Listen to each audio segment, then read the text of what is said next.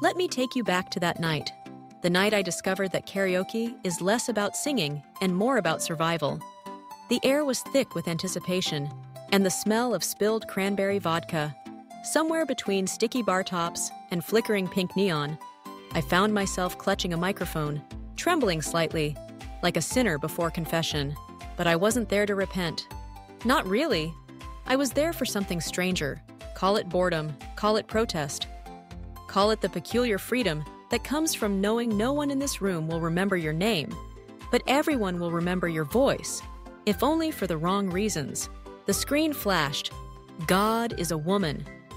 The crowd buzzed, eyebrows rising, some with reverence, some with the expectation of pop perfection. But I was not a disciple.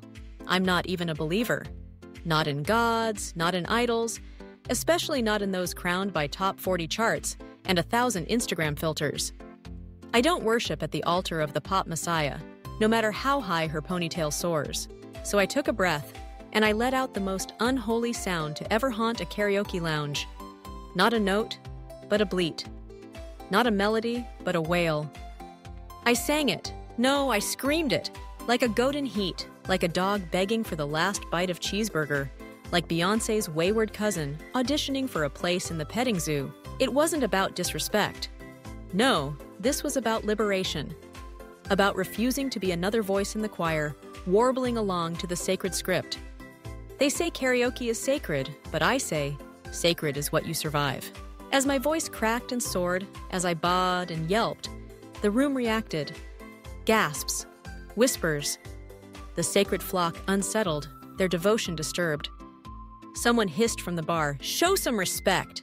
But respect is a currency I save for those who earn it, not for gods conjured by committee, manufactured in a studio, and delivered to us like salvation with a glittery beat drop. Did I hit the notes? Maybe not the ones Ariana intended, but certainly more than the breathless deity these worshippers had come to defend. I summoned notes from the underworld, from the barnyard, from somewhere deep inside where irreverence and honesty collide. And here's the cosmic joke. In that moment, I was more alive than I'd been all week. I was not holy, but wholly myself. Karaoke, for me, wasn't about blending in. It was about standing out, about making them remember the night a non-believer stormed their pop cathedral and sang like no one was watching, even though everyone was. When the final note, a triumphant, trembling bleat, faded into awkward applause and nervous laughter, I didn't bow. I didn't apologize.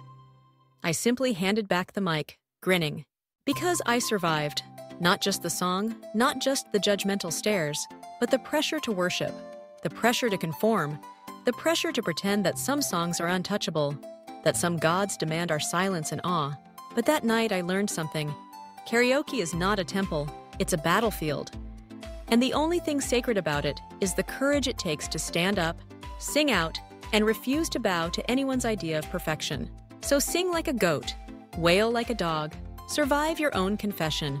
And remember, the only thing worth worshiping is the freedom to be yourself, no matter who's listening.